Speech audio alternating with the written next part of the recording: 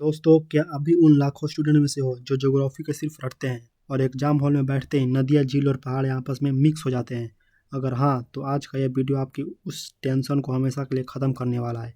क्योंकि आज हम सिर्फ प्रश्न नहीं देखेंगे, बल्कि एसएससी के उन 40 टॉप प्रश्नों को पूरा पोस्टमार्टम करेंगे जो सीजीएल, सीएचएसएल, एमटीएस और सीपीओ में बार बार पूछे जाते हैं।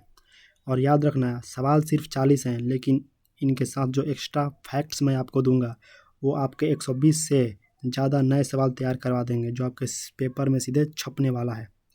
देखिए, समय बहुत कीमती है, नोटिफिकेशन आ चुका है और एग्ज़ाम की तारीखें नज़दीक हैं। इस समय भीड़ से आगे वही निकलेगा जो स्मार्ट स्टडी करेगा। जो केवल ऊपर ऊपर से सवाल रट कर जा रहा है वो एग्ज़ाम हॉल में नेगेटिव मार्किंग करेंगे। लेकिन जो छात्र हर सवाल के पीछे को कॉन्सेप्ट को समझ कर आएगा, सिलेक्शन सिर्फ उसी का होगा। तो अगर आप भी इस बार अपनी एक सीट पक्की करने के लिए तैयार हैं तो बिना एक सेकंड बर्बाद किए अपनी पेन और नोटबुक उठा लीजिए और मेरे साथ इस टेस्ट को लगाइए। चलिए शुरू करते हैं आज की इस धमाकेदार क्लास को। तो आज हम जो करने वाले क्या करेंगे, एसएससी के ऑल एग्जाम के स्टैटिक्स जीके जो मोस्ट इम्पोर्टेंट है, नदियाँ, पहाड़ और झीलों से संबंधित जितने भी प्रश्न हैं वो सब करने वाले हैं। चलिए शुरू करते हैं। मोस्ट इम्पोर्टेंट हमारा है, पहला क्वेश्चन आपके सामने है। पहला क्वेश्चन का बताइए आंसर क्या होगा। पहला क्वेश्चन सामने है, भारत की किस नदी का बता। भारत की किस नदी को वृद्ध गंगा या दक्षिण गंगा कहा जाता है? सीजीएल का क्वेश्चन है, 2021 का क्वेश्चन है, बहुत ज़्यादा इंपॉर्टेंट है कि भारत की किस नदी को वृद्ध गंगा या दक्षिण गंगा कहा जाता है। तो आंसर कौन सा होगा? तो आंसर इसका कौन सा होगा? आंसर इसका कौन सा होगा? गोदावरी होगा। गोदावरी को ही भारत की वृद्ध गंगा या फिर दक्षिण गंगा कहा जाता है। गोदावरी प्रायद्वीपीय भारत की सबसे लंबी नदी है। गोदावरी जो है ना, वो भारत की सबसे लंबी नदी है। और इसकी लंबाई कितनी है? गोदावरी की अगर लंबाई कोई पूछ दे तो कितना है, तो इसकी लंबाई कुल 1465 किलोमीटर है ना। गोदावरी की लंबाई 1465 किलोमीटर है। जो गोदावरी जो है वो महाराष्ट्र के नासिक से निकल कर त्र्यंबकेश्वर में जाकर मिलती है। तो ये इतना फैक्ट्स याद रखिएगा जो एग्जाम में आपके बार पूछे जाते हैं कि गोदावरी की लंबाई कितनी है, 1465 किलोमीटर। गोदावरी कहाँ से निकलती है? तो नासिक से। और कहाँ जाकर मिलती है? तो त्र्यंबकेश्वर में निकलती है। अगला क्वेश्चन देखते हैं। दूसरा नंबर क्वेश्चन है कि सिंधु नदी का उद्गम स्थल कहाँ है? सिंधु नदी का उद्गम स्थल कहाँ है? सीएचएसएल का क्वेश्चन है, 2022 का क्वेश्चन है कि सिंधु नदी का उद्गम स्थल कहाँ है? सिंधु नदी का उद्गम स्थल कहाँ है? बताओ क्या होगा, ऑप्शन क्या होगा? रोहतास दर्रा, वेरीनाग, मानसरोवर झील या फिर गंगोत्री। तो जो सिंधु नदी का उद्गम स्थल है वो कौन सा होगा? तो सिंधु नदी का उद्गम स्थल कौन सा होगा? तो मानसरोवर झील ना। कौन सा होगा? मानसरोवर झील सिंधु नदी का उद्गम स्थल है। अच्छा, ये बताओ कि सिंधु नदी निकलती कहाँ से? तो सिंधु नदी तिब्बत में मानसरोवर झील के पास। सिंधु नदी जो है ना, वो तिब्बत के मानसरोवर झील के पास है। बोखर-चू ग्लेशियर से निकलती है। कहाँ से निकलती है? देखो मैं लिखता हूँ, बोखर-चू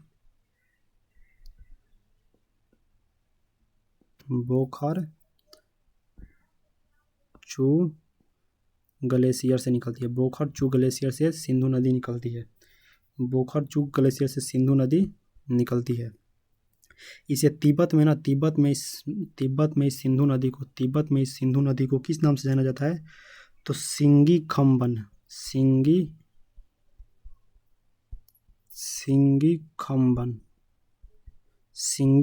नाम से जाना जाता है। सिंधु नदी को तिब्बत में सिंगी खम्बन नाम से जाना जाता है, जिसको सिंगी खम्बन का मतलब होता है कि शेर का मुख है। समझ गए? इतना याद रखिएगा कि सिंधु नदी का उद्गम स्थल कहाँ है? मानसरोवर झील है। सिंधु नदी कहाँ से निकलती है? तो तिब्बत के बोखर-चू से निकलती है। सिंधु नदी को तिब्बत में किस नाम से जाना जाता है? तो सिंगी खम्बन के नाम से जाना जाता है। अगला क्वेश्चन, कावेरी नदी जल विवाद मुख्यतः किन दो राज्यों के बीच है? कावेरी नदी का जो जल विवाद है ना, मुख्यतः किन दो राज्यों के बीच है? कावेरी नदी का जल विवाद किन दो राज्यों के बीच है? 23 का क्वेश्चन है, एमटीएस का क्वेश्चन है। केरल, कर्नाटक, तमिलनाडु, उड़ीसा, कर्नाटक, तमिलनाडु या आंध्र प्रदेश और तमिलनाडु। तो आंसर कौन सा होगा इसका? आंसर कौन सा होगा बताओ? आंसर कौन सा होगा इसका? तो आंसर कौन सा होगा इसका? कर्नाटक और तमिलनाडु, ये सबको पता है कि कर्नाटक और तमिलनाडु के बीच इसमें जंग चल रही है। कर्नाटक और तमिलनाडु, तो इसका ऑप्शन कौन सा हो जाएगा? सी सही होगा, कर्नाटक और तमिलनाडु। देखो कावेरी नदी जो है ना कर्नाटक के कोडुगा जिले की ब्रह्मगिरी पहाड़ियों से निकलती है। ये जो कावेरी नदी है वो कर्नाटक से निकलती है ना, कर्नाटक के कहाँ से? तो ब्रह्मगिरी पर्वत से निकलती है। इस विवाद में पांडुचेरी और केरल भी शामिल है। यह जो विवाद है ना वो पांडुचेरी और केरल शामिल है, लेकिन मुख्यतः जो विवाद है ना मुख्यतः वो कर्नाटक और तमिलनाडु के बीच में ही है। अगला क्वेश्चन, अलकनंदा और भागीरथी नदियाँ किस स्थान पर मिलकर गंगा बनाती हैं? 22 का क्वेश्चन और सीजल का क्वेश्चन है। इतना आसान क्वेश्चन सीजल में पूछा तो समझ सकते हो कि क्या क्या पूछता है। तो कौन सा हो जाएगा? तो कहाँ मिलती हैं ये अलकनंदा और भागीरथी नदियाँ किस स्थान पर मिलकर गंगा बनाती हैं? तो कहाँ बनाती हैं? देवप्रयाग में मिलकर यह गंगा बनाती हैं। देवप्रयाग में मिलकर गंगा बनाती है। देवप्रयाग कहाँ है? तो उत्तराखंड में है ना, उत्तराखंड में है देवप्रयाग। उत्तराखंड में है यह देवप्रयाग। देवप्रयाग का उत्तराखंड में है देवप्रयाग। जब अलकनंदा और भागीरथी जब नदियाँ देवप्रयाग में मिलती हैं तो वहाँ से एक नई नदी बनती है जिसका नाम पड़ता है क्या? गंगा। आगे देखते हैं। अगला क्वेश्चन है कि भारत की कौन सी नदी कर्क रेखा को 2 बार काटती है? भारत की कौन सी नदी कर्क रेखा को 2 बार काटती है? सीपीओ 2022 का क्वेश्चन है। कौन सा होगा आंसर? तो भारत की कौन सी नदी है जो कर्क रेखा को काटती है? कौन सी नदी होगी? कौन सी नदी होगी? तो कौन सी नदी होगी? तो माही नदी होगी ना। कौन सी होगी? माही नदी जो है वो 2 भागों में काटती है। माही नदी जो है वो 2 बार काटती है कर्क रेखा पर ना। सीपीओ का क्वेश्चन 2022 का क्वेश्चन है। अगला क्वेश्चन, कौन सी नदी पश्चिम की ओर बहती है और अरब सागर में गिरती है? कौन सी नदी पश्चिम की ओर बहती है और अरब सागर में गिरती है? कौन सी नदी है? तो कौन सी नदी गिरती है? तो वो कौन सी होगी? नर्मदा नदी। नर्मदा थी ना, नर्मदा, हाँ नर्मदा ही है। नर्मदा जो नदी है ना पश्चिम की ओर बहती है और अरब सागर में गिरती है। नर्मदा नदी जो है ना वो मध्य प्रदेश के अमरकंटक से निकलती है। मध्य प्रदेश के अमरकंटक की नर्मदा जो नदी है यह मध्य प्रदेश से निकलती है, अमरकंटक की पहाड़ियों से निकलती है। अगला क्वेश्चन, यमुना नदी का उद्गम स्थान उत्तराखंड के किस पर्वत पर स्थित है? यमुना नदी का जो उद्गम स्थान है वह यमुना नदी का उद्गम स्थल उत्तराखंड के किस पर्वत पर स्थित है? MTS 2022 का क्वेश्चन है। तो कौन सा होगा? तो बंदरपुछ से निकलती है ना। यमुना नदी जो है वो उत्तराखंड के बंदरपुछ पर्वत से निकलती हैं। देखो अगला क्वेश्चन, किस नदी को बंगाल का शोक कहा जाता है? अच्छा बताओ, किस नदी को बंगाल का शोक कहा जाता है? किस नदी को बंगाल का शोक कहा जाता है? तो दामोदर नदी को बंगाल का शोक कहा जाता है। बिहार का शोक किसे कहा जाता है? तो कोसी नदी को ना। कोसी नदी को किसका? बिहार का शोक कहा जाता है। कोसी नदी को बिहार का शोक कहा जाता है। अगला क्वेश्चन, विश्व का सबसे बड़ा नदी द्वीप माजुली किस नदी पर स्थित है? विश्व का सबसे बड़ा नदी द्वीप माजुली किस नदी पर स्थित है? CHSL का क्वेश्चन है। बताओ कौन सा ऑप्शन होगा? तो किस पर स्थित है? तो ब्रह्मपुत्र पर स्थित है ना। विश्व का जो सबसे बड़ा नदी द्वीप माजुली है वो ब्रह्मपुत्र नदी पर स्थित है। ब्रह्मपुत्र नदी पर स्थित है। अगला क्वेश्चन, चंबल नदी किस नदी की एक प्रमुख सहायक नदी है? चंबल नदी किस नदी की एक प्रमुख सहायक है? 2023 से पूछा गया है। CPO का क्वेश्चन है। तो किस नदी की सहायक नदी है? तो चंबल नदी है ना। देखो चंबल जो नदी है वो MP से निकलती है। चंबल नदी मध्य प्रदेश से निकलती है। चंबल नदी मध्य प्रदेश के महू के पास जो है ना एक पहाड़ी का नाम है। पहाड़ी के नाम क्या था? जना पाव था। हाँ, चंबल नदी मध्य प्रदेश के महू गांव के एक पहाड़ी है, जना पाव पहाड़ी से निकलती है यह नदी किसकी सहायक है? तो यमुना नदी की सहायक है। अगला क्वेश्चन, भारत की सबसे मीठे पानी की झील जो वुलर झील है किस राज्य या केंद्र शासित प्रदेश में है? भारत का जो सबसे मीठे पानी का झील वुलर झील है वो किस राज्य या केंद्र शासित प्रदेश में है? CGL का क्वेश्चन है। 2022 का क्वेश्चन और बहुत ही ज़्यादा इंपॉर्टेंट क्वेश्चन है। बताओ क्या होगा आंसर? बताओ आंसर क्या होगा? तो इसका आंसर क्या होगा? तो कौन सा होगा? जम्मू और कश्मीर। मीठे पानी का झील जो वुलर झील का किस राज्य में? तो वुलर और झील किस राज्य में? तो जम्मू और कश्मीर में। जम्मू और कश्मीर में। वुलर झील है, वुलर झील भारत की सबसे बड़ी ताजे पानी की झील भी है ना। वुलर झील भारत की सबसे बड़ी ताजे पानी की भी झील है। अगला क्वेश्चन, कौन सा झील भारत की सबसे बड़ी खारे पानी का, देखो ताजे पानी की बात कर दी यानी मीठे पानी की बात की है, तो बताओ अब खारे पानी की सबसे कौन सी झील है, तो कौन सी झील है खारे पानी की, तो खारे पानी की कौन सी झील है, तो चिल्का झील को खारे पानी की झील कहा जाता है। सीएचएसएल का बहुत ज़्यादा इंपॉर्टेंट क्वेश्चन है, तो देखो इसमें पूछा गया है चिल्का झील को ना। चिल्का झील कहाँ स्थित है, तो चिल्का झील कहाँ स्थित है, तो उड़ीसा में स्थित है, उड़ीसा। चिल्का झील कहाँ स्थित है, उड़ीसा में स्थित है। चिल्का झील कहाँ स्थित है, चिल्का झील उड़ीसा में स्थित है। अगला क्वेश्चन 13 नंबर क्वेश्चन कह रहा है कि प्रसिद्ध लोकटक झील किस राज्य में स्थित है। प्रसिद्ध लोकटक झील किस राज्य में स्थित है, तो कहाँ स्थित है प्रसिद्ध लोकटक झील कहाँ स्थित है, मणिपुर में। 2023 के एमटीएस का क्वेश्चन है। लोकटक झील कहाँ स्थित है, मणिपुर में स्थित है। लोकटक झील ना जो उत्तर पूर्वी भारत की सबसे मीठे पानी की झील भी है। लोकटक झील को उत्तर पूर्वी भारत की सबसे मीठे पानी की झील है।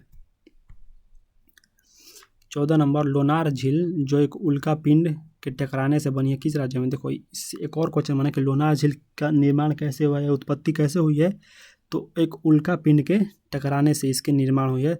और यह किस राज्य में है, लोनार झील किस राज्य में है, लोनार झील किस राज्य में है, तो लोनार झील कहाँ है, तो लोनार झील महाराष्ट्र में। और लोनार झील कहाँ है, महाराष्ट्र में। अच्छा बताओ कि महाराष्ट्र में यह कहाँ स्थित है। लोनार झील महाराष्ट्र में है तो कहाँ स्थित है, तो बुलगाड़ में। कहाँ, बुलडाड़ में, बुलडाड़ में स्थित है ना, बुलडाड़ में। महाराष्ट्र के बुलडाढ़ा में स्थित है, बुलडाढ़ा में स्थित है यह।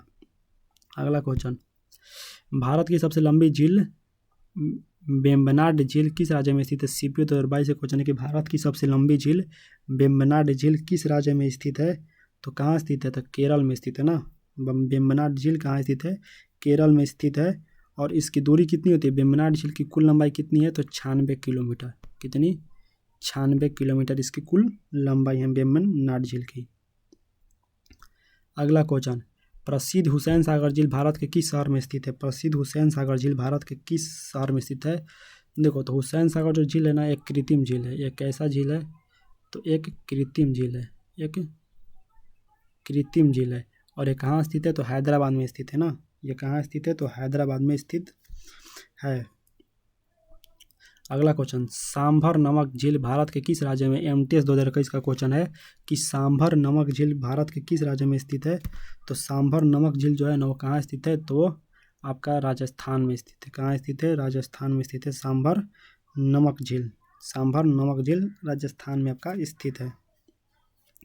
अगला क्वेश्चन पुलकित झील भारत के किन दो राज्यों की सीमा पर स्थित है। पुलकित झील भारत के किन दो सीमाओं पर स्थित है। सीजीएल में पूछा गया क्वेश्चन है, बताओ क्या होगा आंसर। पुलकित झील भारत की किन दो राज्यों की सीमाओं पर स्थित है पुलकित झील। तो पुलकित झील किस तो कौन सा होगा, तो आंध्र प्रदेश और तमिलनाडु की सीमाओं पर कौन सी है, पुलकित झील स्थित है। और देखो अगला क्वेश्चन इस जो देखो ये पुलकित झील है ना, पुलकित झील को बंगाल की खाड़ी से अलग करता है। कौन अलग करता है, तो श्रीहरिकोटि का सतीश धवन अंतरिक्ष जो केंद्र है, श्रीहरिकोटि का सतीश धवन अंतरिक्ष केंद्र इसी झील को बंगाल की खाड़ी से क्या करता है, अलग करता है। याद रखना कौन सा, तो श्रीहरिकोटा का सतीश धवन अंतरिक्ष केंद्र। ये क्या है सर, तो जहाँ से इसरो रॉकेट लॉन्च करता है ना श्रीहरिकोटि, वहीं है यह, वहीं इसको बंगाल खाड़ी से अलग करता है। रूपकुंड झील जिसे कंकाल झील भी कहा जाता है किस राज्य में। रूपकुंड झील किस राज्य में है, रूपकुंड झील जिसे कंकाल झील भी कहा जाता है किस राज्य में स्थित है, तो उत्तराखंड में स्थित है ना। रूपकुंड झील उत्तराखंड हो जाएगा। रूपकुंड झील उत्तराखंड के में स्थित है। जो देखो रूपकुंड झील उत्तराखंड के हिमालय से लगभग बताएं तो 5029 मीटर की ऊंचाई पर स्थित है।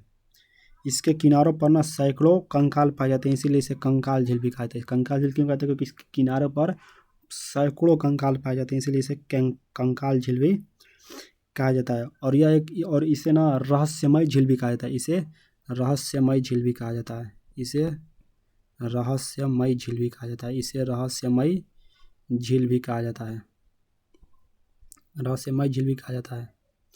अगला क्वेश्चन कोलुरु झील भारत के किस राज्य में कृष्णा और गोदावरी डेल्टा के बीच स्थित है। कोलुरु झील है ना वो भारत के किस राज्य में कृष्णा और गोदावरी डेल्टा के बीच स्थित है। सीएचएसएल का क्वेश्चन है, 2023 का क्वेश्चन है, बताओ कौन सा ऑप्शन होगा। 20 का कौन सा ऑप्शन होगा? तो 20 का कौन सा होगा? आंध्र प्रदेश ना, आंध्र प्रदेश। कोलरू जो झील है भारत की सबसे बड़ी उथली मीठे पानी की झीलों में से एक है। ये जो झील है कोलरू झील, वो कृष्णा और गोदावरी डेल्टा के बीच में स्थित है और जो है ना प्राकृतिक बाढ़ को संतुलन बनाने में कार्य करती है। क्या करती है कोलरू झील? तो प्राकृतिक जब भी बाढ़ आता है तो उसको संतुलन बनाने के लिए काम करती है कोलरू झील। अगला क्वेश्चन देखते हैं 21 नंबर कि भारत की सबसे ऊंची पर्वत चोटी कौन सी है जो पूरी तरह से भारत के अधिकार क्षेत्र में है? देखो, जो भारत की सबसे ऊंची पर्वत चोटी है ना, जो भारत की सबसे ऊंची पर्वत चोटी है वो क्या है? भारत की सबसे ऊंची कौन सी होगी? तो K2। देखो, अगर भारत के पूछेगा तो K2, अगर दुनिया के पूछेगा तो कंचनजंगा। दुनिया का पूछेगा तो कंचनजंगा, दुनिया का पूछेगा तो कंचनजंगा और भारत का पूछेगा तो K2। अच्छा बताओ, कंचनजंगा की ऊंचाई कितनी है और K2 की ऊंचाई कितनी है? ये हमको बताओ, कितनी ऊंचाई है दोनों की? देखो, तो जो कंचनजंगा की ऊंचाई है वो कितनी है? 85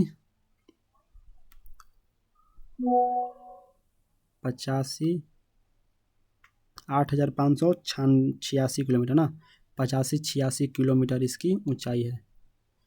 और K2 की कितनी ऊंचाई है? K2 की ऊंचाई कितनी है बताओ? K2 की ऊंचाई का करना हमें कमेंट में बताना। K2 की ऊंचाई हमें कमेंट में बताना कि K2 की ऊंचाई कितनी है। अगला क्वेश्चन, दुनिया का सबसे पुरानी पर्वत श्रृंखलाओं में से एक अरावली की सबसे ऊंची चोटी कौन सी है? अभी आपने सुना होगा न्यूज में कि अरावली की पहाड़ों को ना, जो उस पर पेड़ हैं उसको काटे जा रहे हैं। तो बताओ कि वो दुनिया के सबसे, वो क्या है? पुरानी पर्वत श्रृंखला है। और अरावली की सबसे ऊंची चोटी कौन सी है? बताओ कौन सा होगा? और अरावली की सबसे ऊंची चोटी कौन सी है? तो गुरु शिखर जो है ना, वो अरावली की सबसे ऊंची चोटी है। और बहुत VVI क्वेश्चन है, CHSL का क्वेश्चन है, 21 में पूछा गया और इस बार भी आने की बहुत सारी संभावनाएं हैं। गुरु शिखर की ऊंचाई कितनी है बता सकता है कोई?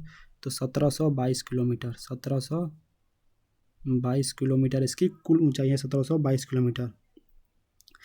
अच्छा, ये गुरु शिखर जो है अरावली की पहाड़ी कहाँ पर है? तो राजस्थान में ना, राजस्थान में, राजस्थान में है। अगला क्वेश्चन, दक्षिण भारत की सबसे ऊंची पर्वत चोटी कौन सी है? MTS 2022 का क्वेश्चन है कि दक्षिण भारत की सबसे ऊंची चोटी कौन सी है? तो अनाईमुडी जो है ना, वो दक्षिण भारत की सबसे ऊंची चोटी है। दक्षिण भारत की सबसे ऊंची चोटी है साउथ इंडिया की। अनाईमुडी की जो ऊंचाई है वो कितनी है? तो 2695 किलोमीटर इसकी ऊंचाई है। 2695 किलोमीटर, ध्यान रखना है। 2695 किलोमीटर क्या है? इसकी कुल ऊंचाई है अनाईमुडी की, जो दक्षिण भारत की, साउथ इंडिया की सबसे ऊंची चोटी है। इसे दक्षिण भारत का एवरेस्ट भी कहा जाता है ना, अनाईमुडी को दक्षिण भारत का एवरेस्ट भी कहा जाता है। दक्षिण भारत का ये एवरेस्ट भी है, दक्षिण भारत का एवरेस्ट है। क्या है? दक्षिण भारत का एवरेस्ट है दक्षिण भारत का। अगला क्वेश्चन, सतपुड़ा पर्वत श्रृंखला की सबसे ऊंची चोटी कौन सी है? 2022 में पूछा गया CPO का क्वेश्चन है कि सतपुड़ा पर्वत श्रृंखला की सबसे ऊंची चोटी कौन सी है? सतपुड़ा, तो कौन सा होगा ऑप्शन? धूपगढ़। धूपगढ़ जो है ना, वो सतपुड़ा पर्वत श्रृंखला की सबसे ऊंची चोटी है। ऊंचाई कितनी है बता सकते हो इसकी? इसकी ऊंचाई कितनी है? तो 1350 किलोमीटर इसकी ऊंचाई है। 1350 किलोमीटर इसकी ऊंचाई है। 1350 किलोमीटर इसकी कुल ऊंचाई है धूपगढ़ की। अच्छा, धूपगढ़ कहाँ है? जो सतपुड़ा पर्वत है या फिर धूपगढ़ है वो कहाँ है? तो ये कहाँ पड़ता है? तो मध्य प्रदेश में पड़ता है ना। कहाँ पड़ता है? तो मध्य प्रदेश में ये पड़ता है, मध्य प्रदेश में पड़ता है। अगला क्वेश्चन, पूर्वी घाट की सबसे ऊंची चोटी कौन सी है? ईस्टर्न घाट की सबसे ऊंची चोटी कौन सी है? बताओ 25 नंबर क्वेश्चन का आंसर क्या होगा?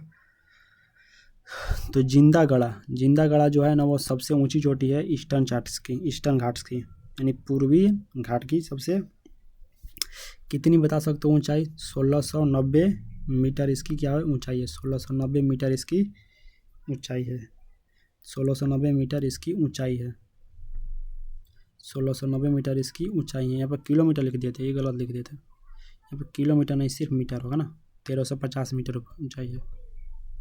तो 1690 मीटर क्या होगा? जिंदागढ़ा की ऊंचाई होगा 1690 मीटर, जो पूर्वी घाट की सबसे ऊंची चोटी है। अगला क्वेश्चन, नीलगिरी पहाड़ियों की सबसे ऊंची चोटी कौन सी है जहां पश्चिमी और पूर्वी घाट मिलते हैं? 2023 का क्वेश्चन है, CHSL का क्वेश्चन है। नीलगिरी पहाड़ियों की सबसे ऊंची चोटी कौन सी है जहां पश्चिमी और पूर्वी घाट मिलते हैं? बताओ कौन सा होगा 26 का आंसर। जो दोदा बेटा जो है ना, जो दोदा बेटा ये नीलगिरी पहाड़ियों की सबसे ऊंची चोटी है जहां पश्चिमी और पूर्वी घाट मिलते हैं। इसकी जो लंबाई होगी वो 2637 मीटर है। 2637 मीटर इसकी कुल लंबाई यानी ऊंचाई है। नीलगिरी पहाड़ियों को ब्लू माउंटेन भी कहा जाता है। याद रखना कि जो नीलगिरी पहाड़ियां है ना, उनको ब्लू माउंटेन भी कहा जाता है। क्या कहता है? ब्लू माउंटेन भी कहा जाता है। ब्लू माउंटेन भी कहा जाता है नीलगिरी की पहाड़ियों को। ये सब आपको जितने बता रहे हैं ना, जो फैक्ट्स बता रहे हैं वो सभी के सभी इंपॉर्टेंट है। हिमालय पर्वत श्रृंखला किस प्रकार के पर्वत का एक उदाहरण है? एमटीएस का क्वेश्चन है कि हिमालय पर्वत श्रृंखला किस प्रकार के पर्वत का एक उदाहरण है। क्वेश्चन नंबर 27 है। तो कौन सा होगा वो? ब्लॉक पर्वत होगा, ज्वालामुखी पर्वत होगा, अवशिष्ट पर्वत होगा, या फिर वलित पर्वत होगा? तो कौन सा होगा? तो सर होगा फ्लोड माउंटेन ना, वलित पर्वत होगा। वलित पर्वत, हिमालय पर्वत श्रृंखला एक वलित पर्वत का क्या है? उदाहरण है। हिमालय को ना यंग फोल्ड माउंटेन भी कहा जाता है। यंग फोल्ड माउंटेन यानी नवीन वलित पर्वत भी हिमालय को कहा जाता है। अगला क्वेश्चन 28 नंबर देखते हैं कि नंदा देवी पर्वत चोटी भारत के किस राज्य में? तो सबको पता है कि 23 का क्वेश्चन सीजीएल का है कि नंदा देवी कहाँ है? तो नंदा देवी उत्तराखंड में है। अच्छा, नंदा देवी कहाँ थी? उत्तराखंड में ना। तो नंदा देवी की ऊंचाई बता सकते हो कि नंदा देवी पर्वत की ऊंचाई कितनी है? नंदा देवी पर्वत की ऊंचाई कितनी है? तो 7816 ना, 7816 मीटर कुल ऊंचाई है किसकी? नंदा देवी की। अगला क्वेश्चन, अंडमान और निकोबार द्वीप समूह की सबसे ऊंची चोटी सैंडल पीक कहाँ स्थित है? सीपीयू 33 से क्वेश्चन है कि अंडमान और निकोबार, देखो यहाँ से दो क्वेश्चन बन गए। सबसे पहले क्वेश्चन पूछ सकता है कि अंडमान और निकोबार की द्वीप समूह की सबसे ऊंची चोटी कौन सी होगी? तो कौन सी होगी sir? Sandal peak. Saddle peak हो जाएगा आपका सबसे ऊंची चोटी। और पूछ रहा है कि बताओ कहाँ स्थित है? तो कहाँ स्थित होगा बताओ? तो कहाँ स्थित है? तो वो उत्तरी अंडमान में स्थित है ना, वो उत्तरी अंडमान में स्थित है, जिसकी कुल ऊंचाई कितनी होगी? 732 मीटर। 732 मीटर इसकी कुल ऊंचाई है, जो पूरे अंडमान और निकोबार द्वीप समूह की सबसे ऊंची चोटी है ना, सबसे ऊंची चोटी है यह। अगला क्वेश्चन, गारो, खासी और जयंतिया पहाड़ियाँ भारत के किस राज्य में स्थित है? गारो, खासी और जयंतिया पहाड़ियाँ भारत के किस राज्य में स्थित है? 2022 CHSL का क्वेश्चन है। बताओ क्या होगा क्वेश्चन नंबर 30 का आंसर? तो कहाँ पर है? मेघालय में स्थित है। गारो, खासी और जयंती पहाड़ियाँ मेघालय में स्थित है। मेघालय के ये पठार का क्या है? हिस्सा है। इनका जो नाम है ना, यहाँ रहने वाले स्थानीय जनजातियों के नाम पर रखा गया था। जो यहाँ पर मेघालय में ना कुछ जनजातियाँ रहती थी, जिनका नाम था गारो, खासी और जयंतिया। तो इन्हीं के नाम पर इन पहाड़ियों का नाम रख दिया गया, गारो, खासी और जयंतिया, जो CHSL 2022 में पूछा गया क्वेश्चन है, जो बहुत ही इम्पोर्टेंट है।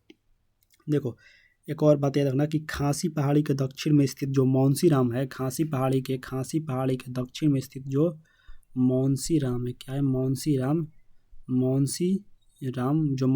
है, वहाँ दुनिया का सबसे सर्वाधिक वर्षा वाला स्थान है। नर्मदा और तापी नदियों के बीच कौन सी पर्वत श्रृंखला स्थित है? CGL 2022 का क्वेश्चन है कि नर्मदा और तापी नदियों के बीच कौन सा है? तो अभी बताया था कौन सा था? सतपुड़ा था ना, पीछे बताया सतपुड़ा। किस नदी को बिहार का शोक कहा जाता है, जहाँ जो पहाड़ों से निकलकर मैदानों में अचानक बाढ़ लाती हैं? तो पीछे ही बताएं, MTS का बहुत ही इंपॉर्टेंट क्वेश्चन है, जो बार बार पूछा जाता है आपके एग्जाम में। तो किस नदी को? कोसी नदी को बिहार का शोक कहा जाता है। कोसी नदी जो है ना, वो तिब्बत और नेपाल के हिमालय से निकलती है। कोसी नदी कहाँ से निकलती है? तिब्बत और नेपाल के हिमालय से निकलती है। यह नदी बहुत तेज से अपना क्या करती है? रास्ता बदलती है, जिसके कारण बिहार के मैदानी इलाकों में भयंकर बाढ़ आती है। उत्तरी बिहार में बाढ़ आती है, बार बार, हमेशा आता है। अगला क्वेश्चन, भारत का सबसे ऊंचा जलप्रपात जोगा फॉल्स किस नदी पर स्थित है? भारत का सबसे ऊंचा जो जलप्रपात जोगा फॉल्स है, CHSL 2021 का क्वेश्चन है, किस नदी पर स्थित है? तो कौन सी नदी होगी बताओ? जोगा फॉल्स किस नदी पर स्थित है? 33 नंबर। तो शारावती नदी पर है ना, शारावती नदी पर क्या है? स्थित है, शारावती नदी पर स्थित है। देखो, जो जोग फॉल्स है ना, जो ये जोग फॉल्स का जो को ना महात्मा गांधी जलप्रपात भी कहा जाता है। जोग फॉल्स को याद रखना, जोग फॉल्स को महात्मा गांधी महात्मा गांधी जलप्रपात भी कहा जाता है। जोग फॉल्स को महात्मा गांधी जलप्रपात भी कहा जाता है। अगला क्वेश्चन, अमरकंटक की पहाड़ियों से किस नदी का उद्गम होता है? सीपीओ 2022 का क्वेश्चन है कि अमरकंटक की पहाड़ियों से किस नदी का उद्गम होता है? तो नर्मदा नदी का अमरकंटक की पहाड़ियों से उद्गम होता है। अच्छा, नर्मदा नदी किस राज्य में बहती है? तो मध्य प्रदेश में क्या करती है? बहती है मध्य प्रदेश से निकलती है, मध्य प्रदेश की पठारों से क्या करती है? निकलती है। समझ गए? अगला क्वेश्चन, चिल्का झील किस पर्वत श्रृंखला के तटीय मैदान के पास स्थित है? सीजीएल 2021 क्वेश्चन है कि जो चिल्का झील है किस पर्वत श्रृंखला या तटीय मैदान के पास स्थित है? चिल्का झील 35 के बताओ कौन सा होगा? तो क्या हो जाएगा? ऑप्शन सी हो जाएगा, उत्तरी सरकार या उत्कल मैदान। उत्कल मैदान, चिल्का झील जो झील है वो उत्तरी सरकार या उत्कल मैदान के तटीय मैदानों के पर का है? स्थित है। अगला क्वेश्चन कि कृष्णा नदी का उद्गम किस पर्वत श्रृंखला से के पास होता है? बताओ किस पर्वत श्रृंखला के पास कृष्णा नदी का उद्गम होता है? कौन सा होगा? तो कौन सा हो जाएगा यहाँ से ऑप्शन? तो महाबलेश्वर। महाबलेश्वर जो पश्चिमी घाट है वहाँ पर होता है, कृष्णा नदी का उद्गम होता है। कृष्णा नदी कहाँ से निकलती है? तो कृष्णा नदी महाराष्ट्र से ना, जो कृष्णा नदी है वो महाराष्ट्र से निकलती है, महाराष्ट्र से निकलती है। महाराष्ट्र के एक सतारा जिले में महाबलेश्वर के पास से निकलती है। महाराष्ट्र के सतारा जिले के पास एक महाबलेश्वर से निकलती है। शिप्रा नदी किस पहाड़ी से निकलती है और बाद में चंबल नदी में मिल जाती है? देखो यहाँ से दो क्वेश्चन आपसे बन सकता है कि शिप्रा नदी किस पहाड़ी से निकलती है और किस नदी में मिल जाती है। तो शिप्रा नदी किस पहाड़ी से निकलती है? शिप्रा नदी, दो क्वेश्चन पूछ सकता है ना कि शिप्रा नदी किस पहाड़ी से निकलती है, तो कौन सी पहाड़ी हो जाएगी? तो काकरी बढ़ी पहाड़ी से निकलती है और बाद में जाकर ये चंबल नदी में मिल जाती है। 2023 के MTS का बहुत ही VVI क्वेश्चन है ये। अगला क्वेश्चन,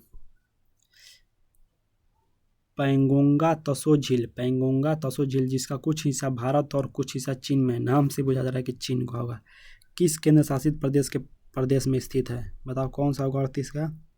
तो कौन सा हो जाएगा? लद्दाख हो जाएगा। CGL का 2023 का क्वेश्चन है, बहुत ही ज़्यादा इंपॉर्टेंट क्वेश्चन है। अगला बताओ कहाँ पर स्थित है? तो लद्दाख में स्थित है। कौन सा? पेंगोंगा तसो झील, जो कुछ हिस्सा भारत में है और कुछ हिस्सा चीन में। और इसकी ऊंचाई कितनी होगा बता सकते हो? झील की ऊंचाई कितनी होगी? जो झील की ऊंचाई है वो कितनी हो जाएगी? तो वो होती है, झील की ऊंचाई कितनी होती है? झील की ऊंचाई 4225 मीटर होती है झील की ऊंचाई। अगला क्वेश्चन, दिहांग नदी ब्रह्मपुत्र किस पर्वत के पास से भारत के अरुणाचल प्रदेश में प्रवेश करता है? जो दिहांग नदी है किस पर्वत के पास से भारत के अरुणाचल प्रदेश में प्रवेश करता है? 2023 CPO का क्वेश्चन है, बताओ कौन सा होगा? 39 का। तो कौन सा होगा? नमचा बरवा ना, नमचा बरवा पर्वत के पास से भारत के अरुणाचल प्रदेश में यह प्रवेश करती है। अगला क्वेश्चन 40 नंबर और आखिरी नंबर क्वेश्चन है कि कौन सी पर्वत श्रृंखला उत्तर भारत को दक्षिण भारत से अलग करती है? बताओ, बहुत ही ज़्यादा इंपॉर्टेंट क्वेश्चन है, बहुत ही ज़्यादा इंपॉर्टेंट क्वेश्चन 2022 में पूछा गया। और CHSL का क्वेश्चन है कि कौन सी पर्वत श्रृंखला उत्तर भारत को दक्षिण भारत से अलग करती है? तो सबको पता है कि विंध्य पर्वत जो है ना वो उत्तर भारत को दक्षिण भारत से अलग करता है। विंध्य पर्वत श्रृंखला का क्या है? विंध्य पर्वत जो श्रृंखला वो भारत के मध्य में स्थित है। यह उत्तर भारत के भारत गंगा के मैदान और दक्षिण भारत के दक्कन के पठार के बीच एक प्राकृतिक और भौगोलिक क्या है? सांस्कृतिक विभाजक का काम करती है। यानी यह भारत के बीचों बीच स्थित है, जो उत्तर भारत को और दक्षिण भारत को अलग करता है। कौन यह होगा? यह तो विंध्य पर्वत होगा। तो देखो ये थे हमारे 40 क्वेश्चन थे, ये हमारे 40 क्वेश्चन थे जो महत्वपूर्ण थे। तो साथियों ये थे वो टॉप 40 सवाल और उनके पीछे छिपे वो सबसे ज़रूरी फैक्ट्स जो आपके परीक्षा में बाकी लाखों की भीड़ से अलग रखने वाले हैं। अब पूरी ईमानदारी के साथ नीचे कमेंट्स में अपना स्कोर जरूर टाइप करना कि इन 40 में से कितने सवालों के जवाब आपको पहले से बिल्कुल सही पता थे। याद रखिएगा, सरकारी नौकरी का कोई शॉर्टकट नहीं होता। आपकी आज की गई मेहनत ही कल का रिजल्ट तय करेगी, इसलिए ढीले मत पड़िए, दिन रात एक कर दीजिए। अगर आज की क्लास से आपको सच में कुछ नया सीखने को मिला हो और आपकी तैयारी को एक सही दिशा मिली हो तो इस वीडियो को अपने उन दोस्तों को साथ जरूर शेयर करना जो सच में मेहनत कर रहे हैं। चैनल पर नए हो तो इसे सब्सक्राइब कर लेना ताकि ऐसी ही इंपॉर्टेंट क्लास मिस ना हो। अगर इस अगर इस कल सेशन का आपको अगर पैनल PDF चाहिए तो हमारे टेलीग्राम चैनल को ज़रूर ज्वाइन कर लीजिएगा, जहाँ पर हम इसका पैनल PDF आपको प्रोवाइड करेंगे, ताकि आप एक बार और प्रैक्टिस कर लें। चैनल पर नए हो तो चैनल को जरूर सब्सक्राइब कर लीजिएगा, वीडियो को लाइक कर लीजिएगा। हमारे इंस्टाग्राम चैनल से भी जुड़ सकते हो SSC विद पवन से। टेलीग्राम चैनल का लिंक हमारे डिस्क्रिप्शन में है। तो मिलते हैं अगली सबसे बेहतरीन और धमाकेदार क्लास में। तब तक के लिए पूरे जोश के साथ पढ़ते रहिए और आगे बढ़ते रहिए। जय हिंद, जय भारत।